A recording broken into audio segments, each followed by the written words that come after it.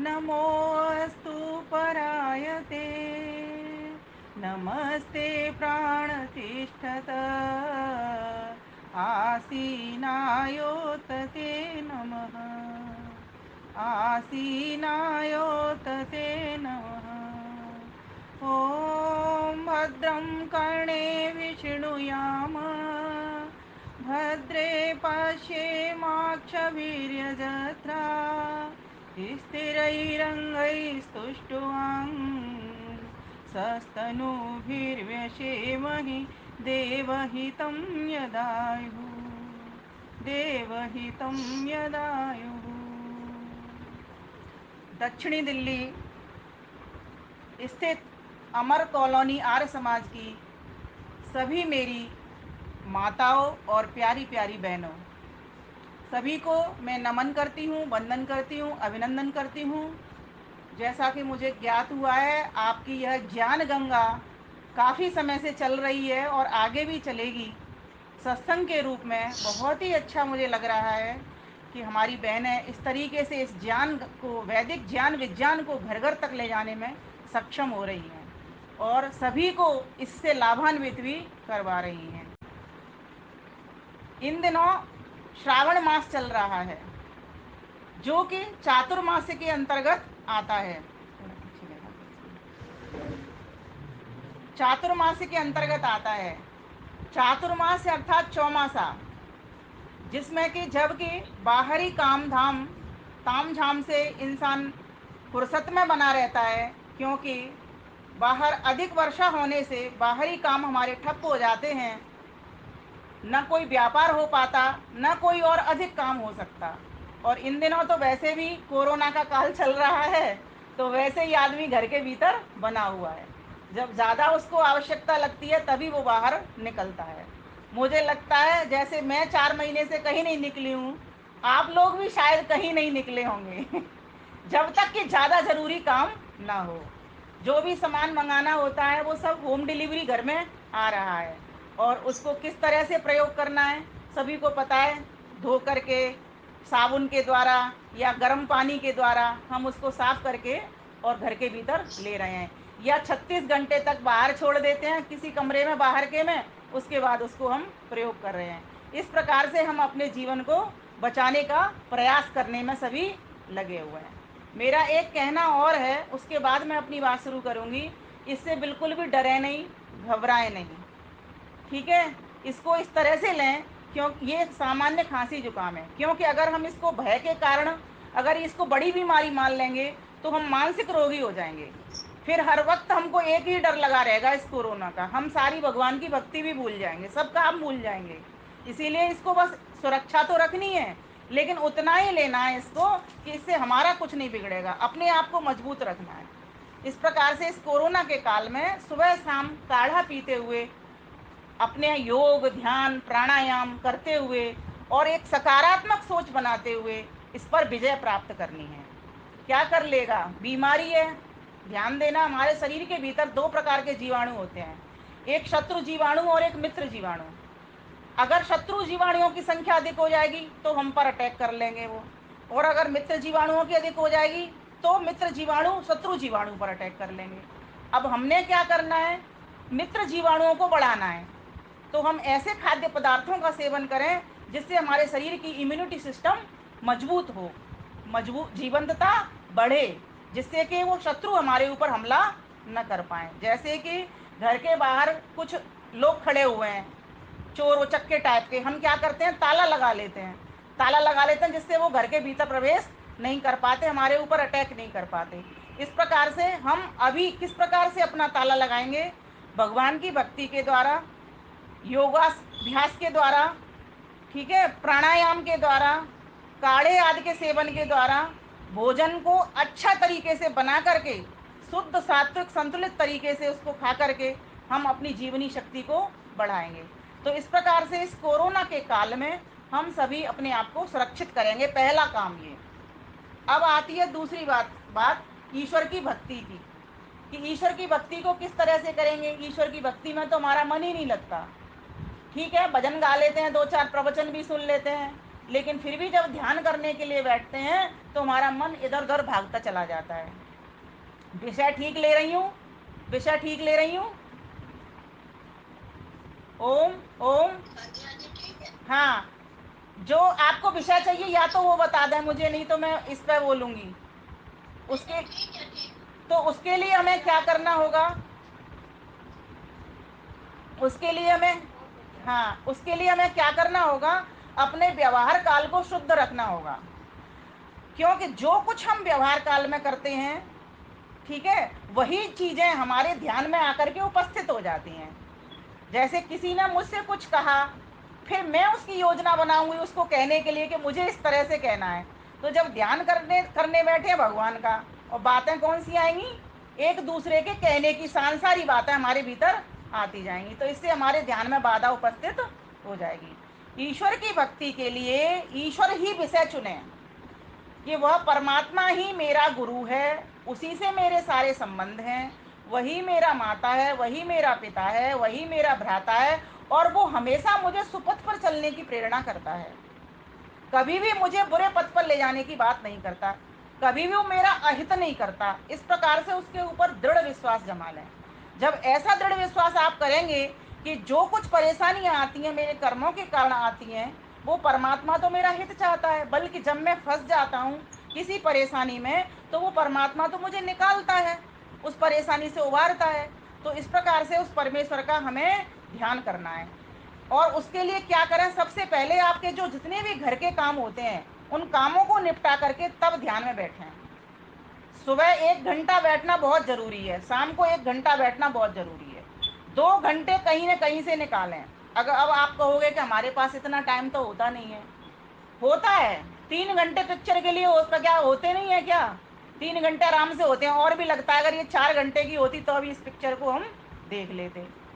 होता है ना समय तो सभी के पास। तो जब समय सभी के पास 3 घंटे निकल सकते हैं, तो 1 घंटा सुबह और 1 घंटा शाम को सबके पास निकल सकता है। जिस उम्र के पड़ाव से हम गुजर रहे हैं, मुझे लगता है सब 50 से प्लस होंगे, कोई भी 50 से नीचा नहीं होगा। मेरी उम्र का कोई भी यहाँ पर, मेरी माता बहनों में से कोई नहीं होंगी। मुझे लग रहा है आयु के हिसाब से सबसे छोटी मैं ही होंगी आप सभी में। तो मेरा कहने का निवेदन यहाँ पर यही है कि किसी भी प्रकार से 1 घंटा सुबह और 1 घंटा शाम को अवश्य निकालें। और उसके लिए क्या करें कि मन नहीं लगता तो उससे पहले थोड़ा सा ईश्वरी काम से जुड़े, मतलब एक भजन गा लें पहले, और उसकी भजन की लाइनों पर चिंतन करें। जैसे मैंने भजन गाया, ओम ओम बोल प्राणी, ओम ओम बोल, ओम के बिना ना जग में कोई तेरा मोल, ओम ओम बोल प्राणी, ओम ओम बोल। अब इसी पे चिंतन करिए। अब आप भजन बोलोगे तो बहुत सारी पंक्तियां बोलोगे, अब इस ओम के ऊपर चिंतन करिए। ओम कौन है? तो ओम का अर्थ सीख लीजिए। परमात्मा कौन है? वो सर्वरक्षक है, सब उसकी सुरक्षा में रहते हैं। जैसे हमारे सैनिक हैं, सैनिकों की सुरक्षा की वजह से हम सो पाते हैं, जग पाते हैं, उसी प्रकार से वह परमात्मा हमारा सेनापति है। हम सब उसी की सुरक्षा के भीतर रहते हैं, उसी की सुरक्षा के घेरे में रहते हैं, उससे हम बाहर नहीं रहते। वो परमात्मा हमारे ऊपर भी, नीचे भी, दाएं भी, आगे भी, पीछे भी, चारों कोनों में भी, जब सब जगह पे वो परमात्मा है, तो उसकी सेना में, उसकी चौकीदारी में, उस चौकीदार की चौकीदारी में हम सुरक्षित बैठे हुए हैं। इस प्रकार का भाव बना करके ध्यान के भीतर बैठे हैं। जब ऐसा हमको बोध हो जाएगा कि एक माँ ने अपने आंचल में हमको बिठा लिया है अपनी गोद के भीतर, और मैं सुरक्षित हूँ, तो हमारा ध्यान बार बार माँ के आंचल को चूसने में जाएगा। अर्थात माँ जैसी है उसको सोचने विचारने में जाएगा। वह परमपिता परमेश्वर ओम है, वह हमें बनाता है, पालन करता है, हमारा संहार करता है, हमको वेद का ज्ञान देता है, जैसा हम कर्म करते हैं वैसे कर्मों का फल प्रदान करता है। इस प्रकार से हमारे भाव बनेंगे। जब ऐसे भाव बनेंगे, जब सारे कार्य वो हमारा कर रहा है, तो हमारा हुआ ना वो। जब सारे काम हमारा कर रहा है तो वो हमारा हुआ ना, किसी और का नहीं हुआ, मतलब सारे संसार का हुआ, सारे संसार के काम कर रहा है। अब मनुष्य व्यक्ति जो होता है वो क्या करता है? उसकी एक सीमा है, एक लिमिट है, वो अल्पज्य है, बहुत कम जानने वाला है, तो बहुत कम जगह का काम वो कर पाता है। लेकिन परमात्मा कैसा है? सर्वज्ञ है, सर्वज्ञ है, सबको जानने वाला है, हर वस्तु उसके संज्ञान में, सबको जान करके सबके कर्मों के अनुसार वो फल देने वाला है। तो हम अच्छे कर्मों से जुड़ें तो हम ईश्वर से जुड़ जाएंगे। जो जो बातें ईश्वर कहता है उनकी उन उन बातों को मानते जाएं तो ईश्वर से जुड़ जाएंगे। तो ध्यान काल में अब कौन सी बातें उपस्थित होंगी प्राइमरी के बच्चे को? वो बातें उपस्थित होंगी जिन कामों को हम कर रहे हैं। अभी मान लीजिए मैं पहली क्लास में दाखिला लिया मैंने, तो मेरे पास अब ईश्वर संबंधी बात आएंगी। जैसे पहली क्लास में जब हम एडमिशन लेते हैं तो वो विषयगत बातें आती हैं जो विषय टीचर पढ़ाता है। तो अब यहाँ जब हम ध्यान में बैठेंगे तो कौन सी बातें आएंगी?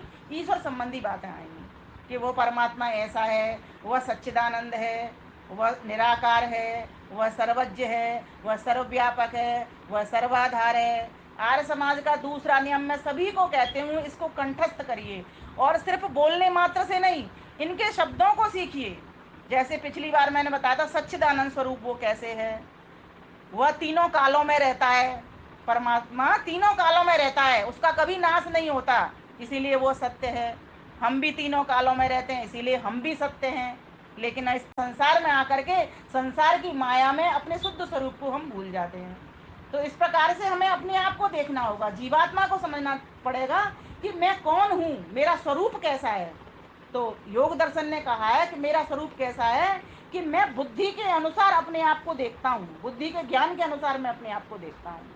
प्रत्यय अनुपश्य, बुद्धि के अनुसार ज्ञान के अनुसार मैं अपने आप को देखता हूँ, लेकिन मैं उससे भी अलग हूँ। मैं तो एक मात्र अणु मात्र हूँ और मेरी सत्ता इतनी सी है, लेकिन शक्ति में मैं चाहे कितने बड़े से बड़े काम कर बैठता हूँ। जो भी काम कहो मैं वो कर सकता हूँ, लेकिन उसके लिए मुझे पहले पुरुषार्थ में श्रम में उतरना पड़ता है। योग दर्शन ने कहा शुद्ध हो अपि, मैं शुद्ध हूँ। तो यहाँ पर यही कहा गया है कि भगवान की भक्ति करने से पहले पहले तो जिसकी भी भक्ति करते हैं उसको पहले समझना पड़ेगा कि वह कैसा है। वह सच्चिदानंद है, चेतन है, सर्वज्ञ है, सबको जानने वाला है। ठीक है। उसके बाद आनंद स्वरूप है, उसमें लेस मात्र भी दुख नहीं है, बिल्कुल भी दुख नहीं है उसमें। क्यों? क्योंकि आनंद उसका स्वरूप है। अब जहाँ आनंद स्वरूप होगा तो वहाँ पर दुख कहाँ से आएगा? हमारा स्वरूप आनंद स्वरूप नहीं है, हम आनंद से रहित हैं, हमारे अंदर आनंद नहीं है। आनंद क्यों नहीं है? क्योंकि पूर्णता नहीं है, अल्पज्यता है। आनंद वहाँ होता है जहाँ सर्वज्ञता है। देखो, किसी के पास किसी वस्तु का अभाव होगा, कमी होगी, तो वहाँ आनंद होगा क्या? नहीं होगा ना। और हमारे पास तो कितनी अभाव बने रहते हैं, है ना। कहते हैं ना, कभी हमारे पास वस्त्र की कमी हो गई, कभी हमारे पास और खाने पीने की चीज की कमी हो गई, है ना। कभी ज्ञान की भी कमी है, कभी पूर्ण तो हम होते नहीं है ज्ञान में। उस परमात्मा को क्या कहा गया है? उसको कहा है पूर्ण आप्तकाम। अकामो धीरो अमृत स्वयंभू रसेन तृप्तो न कुतश्चनो न तमेव विद्वान् न विभाय मृत्यो आत्मानं धीरम अजरम युवानम। वो परमात्मा कैसा है? अकाम, उसको अपने लिए कोई कामना ही नहीं है। और कामना होगी क्यों उसको? क्यों होगी जब वो पूर्ण ही है? कामना वहां होती है जहाँ अपूर्णता है, अल्पज्यता है, जहाँ बहुत कम जानकारी है, बहुत कम जिसके पास समान है। तो अब जीवात्मा कैसा है? अल्पज्य है, इसीलिए उसको कामनाएं बनी रहती हैं। जब उस सर्वज्ञ से मिल जाता है, जैसे एक बाल्टी के भीतर एक खाली लोटे को डाल दिया जाता है, पानी की भरी हुई बाल्टी के भीतर एक खाली लोटे को डाल दिया जाता है तो वो भर जाती है, भर जाता है, वो लोटा भरा हुआ बना रहता है। उसी प्रकार से जो कम जानने वाला जीवात्मा है, अगर उस सर्वज्ञ के भीतर पड़ जाए, मीन्स उससे जुड़ जाए, तो भरा रहेगा ना। और तो कोई तरीका है नहीं। कैसे भरेगा? वो ऐसे ही भरेगा जैसे भरी हुई बाल्टी में खाली लोटा जा करके उससे भर जाता है। तो जब सर्वज्ञ परमात्मा के पास हम बैठेंगे, ये गुण उसका जान करके ध्यान करने बैठेंगे, जब तक ईश्वर के गुण को नहीं जानेंगे, उसके कर्म को नहीं जानेंगे, उसके स्वभाव को नहीं जानेंगे, तब तक ध्यान नहीं लगेगा। हम गलत तरीके से ध्यान कर रहे हैं। अभी हमको नहीं पता उसके बारे में जानकारी। अच्छा, प्रत्यक्ष तो कोई किसी ने अभी किया नहीं, तो जब प्रत्यक्ष नहीं किया तो दो प्रमाणों से हम उसको जानते हैं, एक शब्द प्रमाण, एक अनुमान प्रमाण। याद करके रख लो इसको। शब्द प्रमाण कहते हैं वेद में जो कही गई बात है उसको, अर्थात जो शब्दों में लिखित है वो शब्द प्रमाण है। और जिसको अनुमान किया जाता है, जैसे कहीं आग लग गई ठीक है, अब हम धुआं को देख करके हम आग का अनुमान कर रहे हैं कि कहीं पर जरूर आग लगी होगी, धुआं हुई है। समझ रहे हो ना? इस संसार को देखते हैं कि जरूर कोई ना कोई शक्ति है ना, जो इतने बड़े संसार को बना रही है, चला रही है, पालन कर रही है, संहार कर रही है, और सबके कर्मों का हिसाब रख रही है, सबको ज्ञान दे रही है ना। जब इस बात का हम विचार करके ध्यान करने बैठते हैं तो फिर परमात्मा ही हमारे ध्यान में आता है, फिर संसार की वस्तुएं नहीं आती। लेकिन अभी हो क्या रहा है, गलती हम कहाँ करते हैं, हमको ईश्वर का ज्ञान नहीं है। तो ज्ञान से हम परमात्मा से जुड़ सकते हैं, बिना ज्ञान के परमात्मा से हम नहीं जुड़ सकते। इसलिए तो कहते हैं कि ये जो श्रावण आया है, पहला जो टाइम था वो 4 मास होता था। 4 मास तक श्रवण श्रावण का कार्यक्रम चलता था, पठन पाठन का कार्यक्रम चलता था। ऋषि महर्षि संत महात्मा विद्वान अपने वहां से आया करते थे, यहाँ पर वेद पाठ सुनाने के लिए घरों में रुका करते थे, आश्रमों में से निकल निकल करके सब जगह पर जाया करते थे, जिससे कि सबको ये ज्ञान पहुंचे, असली ज्ञान सबके पास पहुंचे। लेकिन आज वो समय, श्रावण मास भी क्या, कोरोना के काल में तो एक दिन भी कोई नहीं पहुंच पा रहा। ये गूगल मीट अगर नहीं होता तो सोचो कैसे रहते हम, बिना सुने रह जाते ना। कहीं कहीं से कोई ऑडियो आ जाता तो हमें मिल जाता। सोशल मीडिया ने जो काम किया है, बड़ा जबरदस्त काम किया है, इसीलिए हम सब इसका घर बैठे लाभ भी ले पा रहे हैं। तो मेरा कहने का मतलब है, ईश्वर के गुण कर्म स्वभाव को जानो। जैसे कि कहा, ईश्वर सच्चिदानंद स्वरूप निराकार, उसका आकार नहीं है। अब हम कैसे माने आकार नहीं है, बिना आकार के वो इतना सारा काम कैसे कर देता है? ये प्रश्न आता है ना मन में, कि कोई आकार वाली चीज, जैसे हमारा आकार है तो हम काम कर रहे हैं, लेकिन ध्यान देना, आकार तो हमारा इस शरीर में से मरने के बाद भी बना रहता है। तो किसने काम किया था? तो उस निराकार आत्मा ने ही तो काम किया था। ध्यान देना, किसने काम किया था? इसका मतलब शक्ति कहाँ है?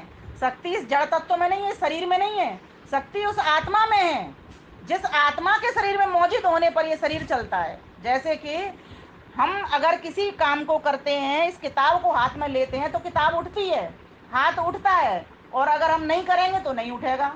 तो इस शरीर में शक्ति नहीं है, शक्ति है आत्मा की शक्ति से ये शरीर चलता है। तो इस प्रकार से परमात्मा की शक्ति से ये ब्रह्मांड बनता है।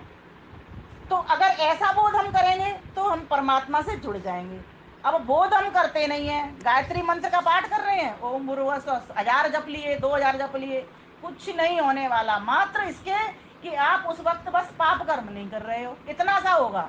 अगर आप चाहते हो भगवान की भक्ति बढ़े आपके भीतर, और आपके भीतर उसके प्रति श्रद्धा आए, अटूट विश्वास आए, तो पहले उसको समझना होगा।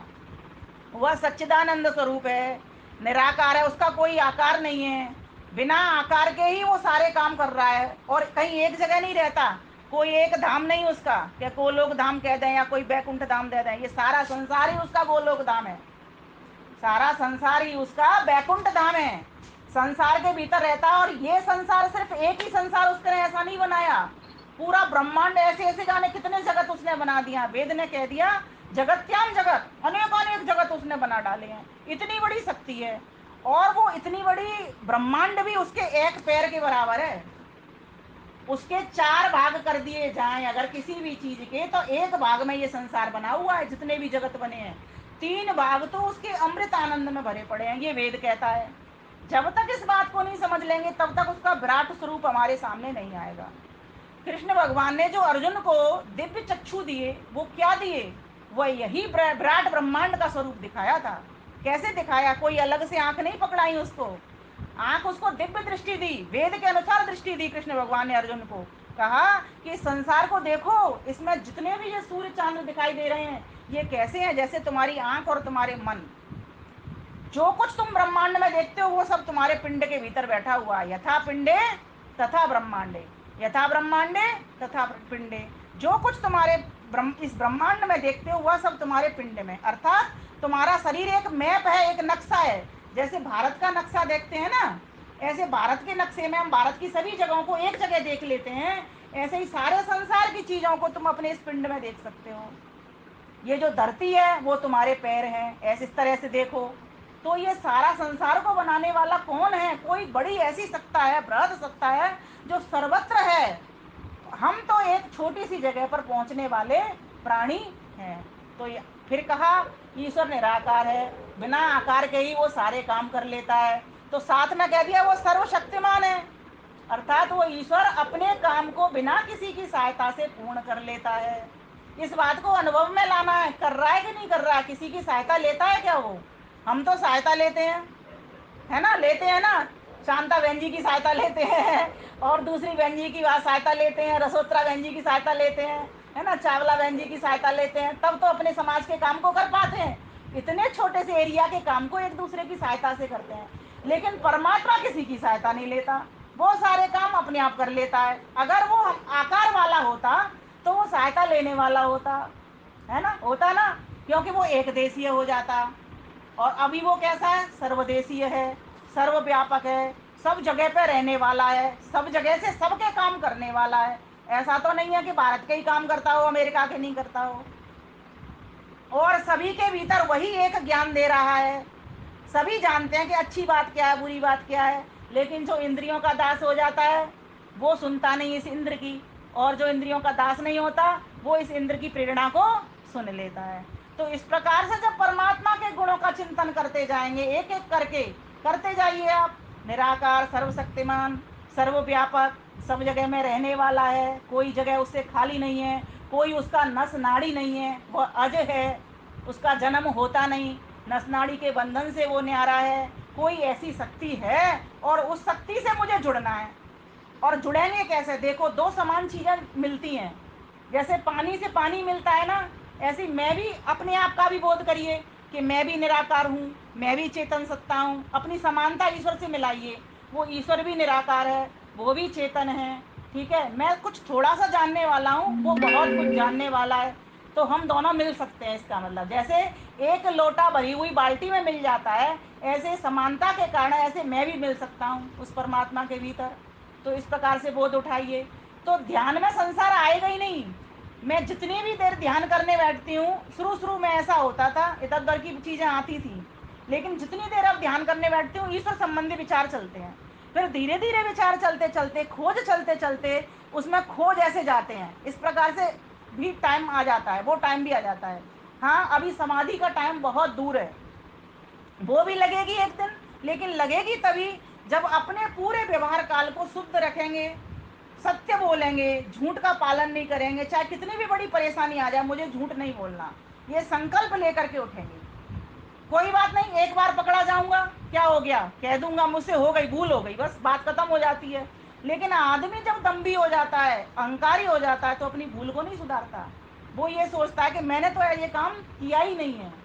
जब वो ये मान लेना, कोई बात नहीं, हो गई तो क्या हो गया, इसमें ऐसी कौन सी वो बात है, मेरे से हो गई, भूल हो गई, मुझे माफ कर दो, बस बात खत्म हो जाती है। नहीं तो 100 एक झूठ पे एक झूठ, एक झूठ पे झूठ बोलते ही चले जाते हैं। तो फिर दूसरे सामने वाले की प्रतिक्रिया आती है, तो वो हमारे ध्यान काल में उपस्थित हो जाती है।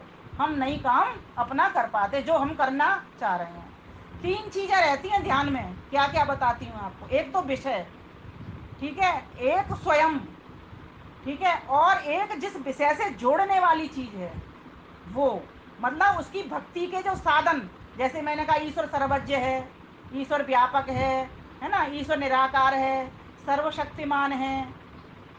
हर समाज के दूसरे नियम को बोलते जाइए, ईश्वर सच्चिदानंद स्वरूप, निराकार, सर्वशक्तिमान, न्यायकारी।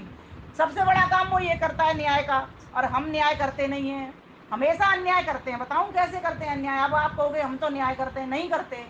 कैसे नहीं करते? जो कोई काम हमारा बच्चा कर दे, उसको कहते हैं इसने तो अच्छा किया है, सामने वाले का बच्चा कर दे, उसने कहा वो ठीक नहीं किया, तो ये अन्याय है, न्याय है? क्या कहेंगे इसको? अन्याय कहेंगे ना। तो इस प्रकार से ईश्वर को, न्यायकारी को तो प्राप्त करना चाहते हैं, लेकिन प्राप्त कैसे कर रहे हैं? अन्यायकारी होकर के। तो अन्यायकारी होकर के मिलन होगा कि नहीं होगा? नहीं होगा ना। कैसे होगा? न्यायकारी जैसा वो है वैसे हम बन जाएंगे तो हमारा मिलन हो जाएगा। अब ध्यान करने हम बैठते हैं, ईश्वर के बारे में विचार हमारे जानते नहीं है कि किस प्रकार से उसका ध्यान किया जाए, बस बोले जा रहे हैं शब्दों से।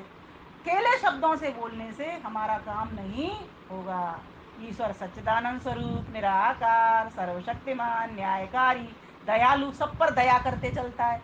हम दया करते हैं क्या? नहीं करते ना दया। कितनी दया करते हैं? सोचो, आज पूरे दिन भर में अभी तक हम सत्संग में बैठे हैं, कितने लोगों की दया की है हमने? शायद उत्तर निकलेगा, एक भी व्यक्ति की हमने दया नहीं की। दया कैसे होती है?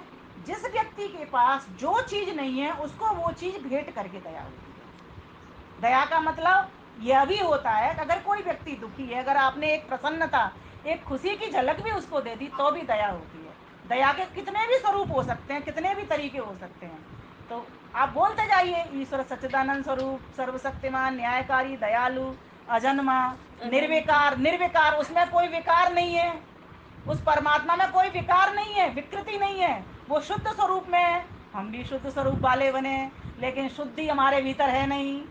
है क्या शुद्धि? कोई शुद्धि नहीं है। ये शरीर में ही लगे रहते हैं, आत्मा की ओर ध्यान नहीं जाता, सारे काम गलत गलत करते हैं, अशुद्धि के काम करते हैं। तो जब शुद्धि के काम नहीं करते तो शुद्ध परमात्मा से कैसे मिलेंगे? तो उससे मिलने के लिए हमें शुद्धि की ओर ध्यान देना पड़ेगा। तन को तो खूब मांजते हैं, इस मन को भी मांजना पड़ेगा। मन सत्य न शुद्धते, मन की शुद्धि सत्य से होती है, बुद्धि की शुद्धि ज्ञान से होती है। तो ज्ञान को लाना पड़ेगा हमको।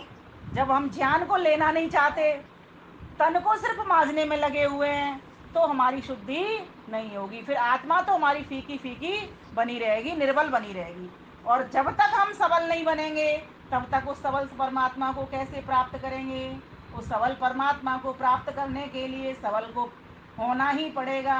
सबल कैसे होंगे? श्रुति के स्वाध्याय से सबल होंगे, श्रुति के अनुसार चलने से सबल होंगे, श्रुति के अनुसार कर्म करने से सबल होंगे, श्रुति को घर घर ले जाने से सबल होंगे, है ना? श्रुति अनुसार जीवन जीने से सबल होंगे। इसलिए मैं तो कहती हूँ सब अपने अपने बच्चों का नाम श्रुति रख लो, और श्रुति रख के ही ऐसे ही मत छोड़ देना। श्रुति को पढ़ना अवश्य पढ़ना, किसी के सिर्फ कहने मात्र से नहीं। आप अपने अंदर से इस जिज्ञासा को उठाना कि जैसे ये बहन जी को ज्ञान हो रहा है, ऐसे मैं भी ज्ञान लूंगी, चाहे कुछ भी हो जाए। मैं एक वेद मंत्र रोज पढ़ूंगी। स्वाध्याय पर आइए, ये श्रावणी पर्व स्वाध्याय का पर्व है, भक्ति का पर्व है। ये श्रावणी पर्व श्रावण करवाने का पर्व है, पठन पाठन का पर्व है। इसीलिए जितनी भी ऊर्जा भरनी है श्रावण मास में भर लीजिए।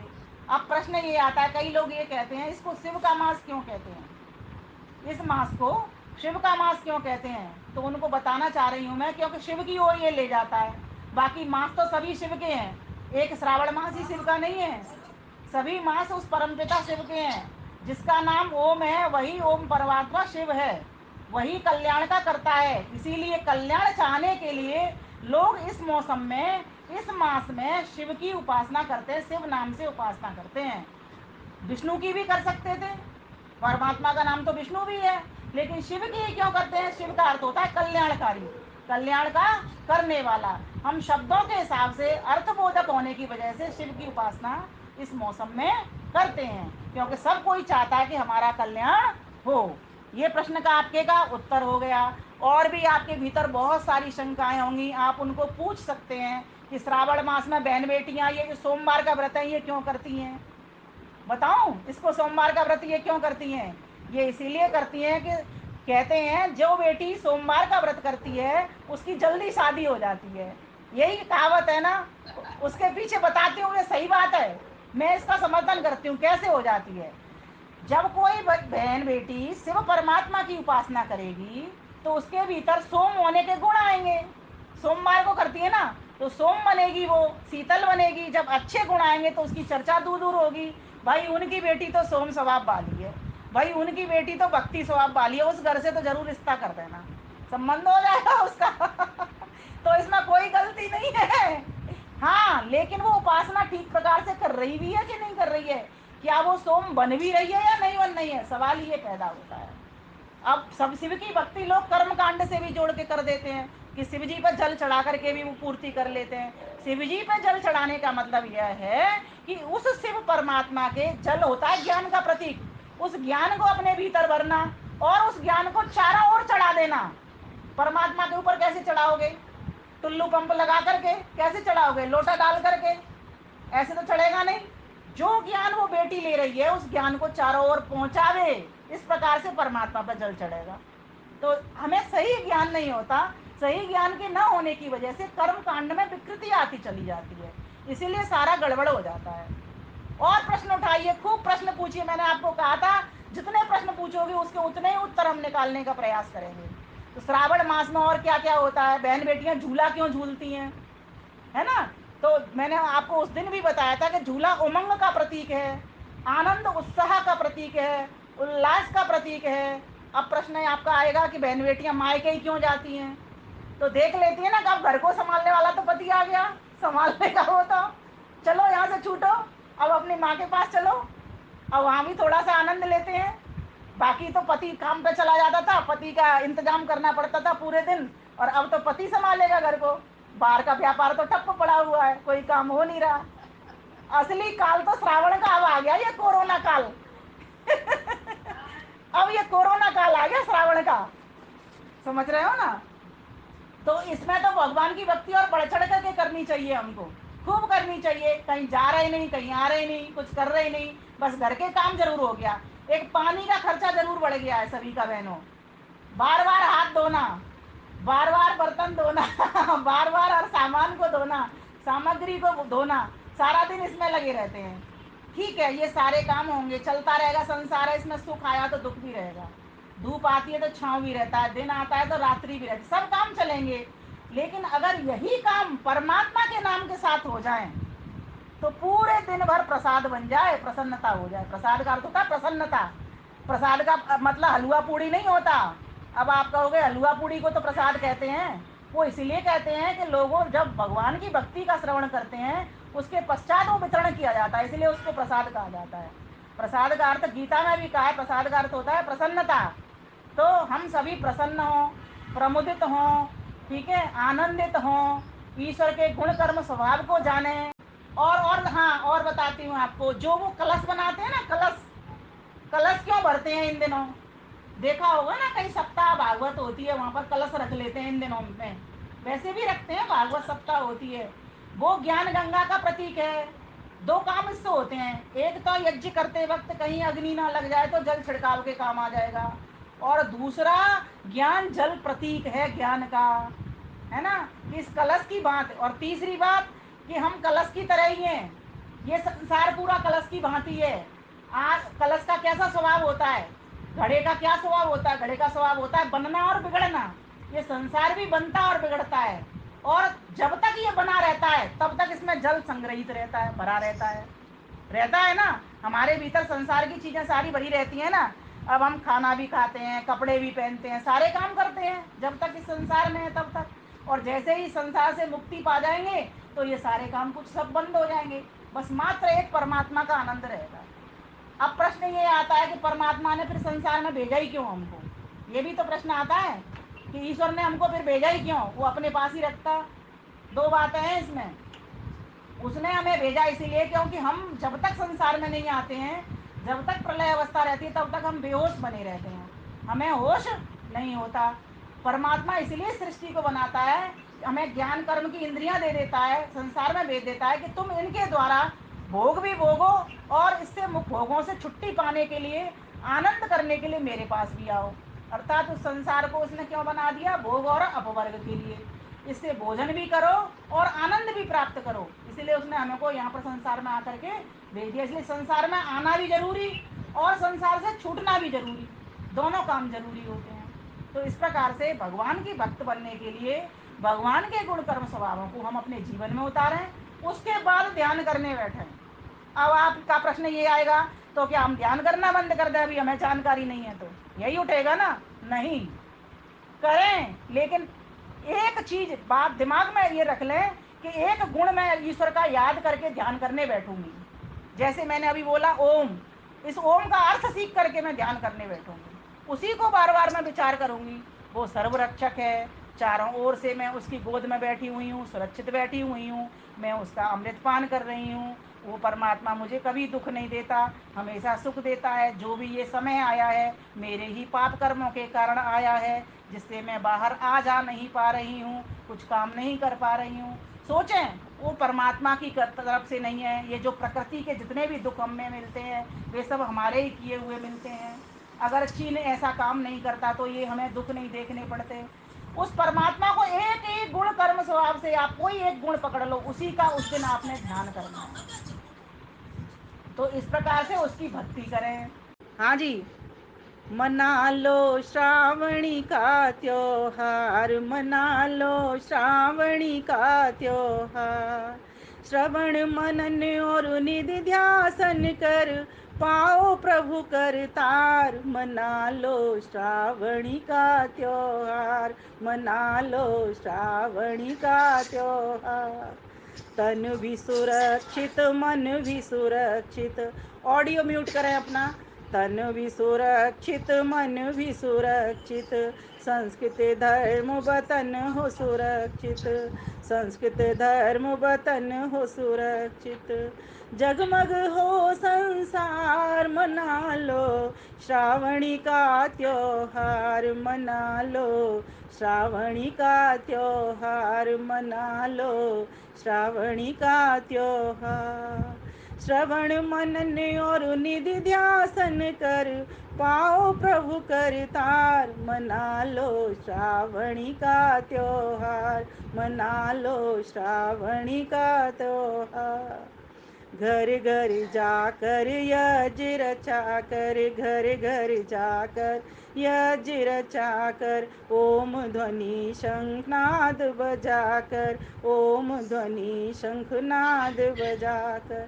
श्रुति का करो प्रचार, मना लो श्रावणी का त्योहार, मना लो श्रावणी का त्योहार। बहन जी सामने नहीं दिख रहा मुझे कोई। घर घर जाकर यज्ञ रचा कर, पाओ प्रभु करतार। मना लो श्रावणी का त्योहार, मना लो श्रावणी का त्योहार। रक्षा का यह सुंदर बंधन, रक्षा का यह सुंदर बंधन। वंदन नमन और अभिनंदन, वंदन नमन और अभिनंदन। बढ़े प्रीति परिवार, मना लो श्रावणी का त्योहार, मना लो श्रावणी का त्योहार। बढ़े ये प्रीति परिवार, मना लो श्रावणी का त्योहार, मना लो श्रावणी का त्योहार। गुरु शिष्य सब बहन वो भाई, गुरु शिष्य सब बहन वो भाई। बड़े वृद्ध जन और लड़काई, बड़े वृद्ध जन और लड़काई। उमड़े स्नेह अपार, मना लो श्रावणी का त्योहार, मना लो श्रावणी का त्योहार। उमड़े स्नेह अपार, मना लो श्रावणी का त्योहार, मना लो श्रावणी का त्योहार। रक्षा सूत्र हो सबकी कलाई, रक्षा सूत्र हो सबकी कलाई। विमल न वंचित कोई हो भाई, विमल न वंचित कोई हो भाई। मिले तार से तार, मिला लो श्रावणी का त्योहार। मिले तार से तार, मना लो श्रावणी का त्योहार, मना लो श्रावणी का त्योहार। श्रवण मनन और निधि ध्यासन कर, पालो प्रभु का प्यार। मना लो श्रावणी का त्योहार, मना लो श्रावणी का त्योहार। धन्य धन्य कर करतार, मना लो श्रावणी का त्योहार, मना लो श्रावणी का त्योहार। सबको संग नमस्कार, मना लो श्रावणी का त्योहार, मना लो श्रावणी का त्योहार। श्रुति पर चलें, योग पर चलें, योग करें, वेद स्वाध्याय करें, श्रुति सम्मत सब काम करें, ईश्वर की आज्ञाओं को पालें, आदर्श आदेशों को, निर्देशों को, संदेशों को मानें। इस प्रकार से हम अपने श्रावण मास को सार्थक कर सकते हैं। सभी बहनों के अंतर श्रावण मास आए, सभी के जीवन में यह सावन सुंदरता लेकर के आए, उत्तमता लेकर के आए। सभी स्वस्थ हों, सुखी हों, समृद्ध हों, दीर्घायु हों, निरोगी हों। इस प्रकार से हम परमात्मा देव से प्रार्थना करते हैं। हे परमात्मा देव, हमारी प्रार्थना को सुनिए और सबके जीवन में श्रावण मास को लेकर के आइए, सभी का धन्यवाद, सभी को नमस्ते।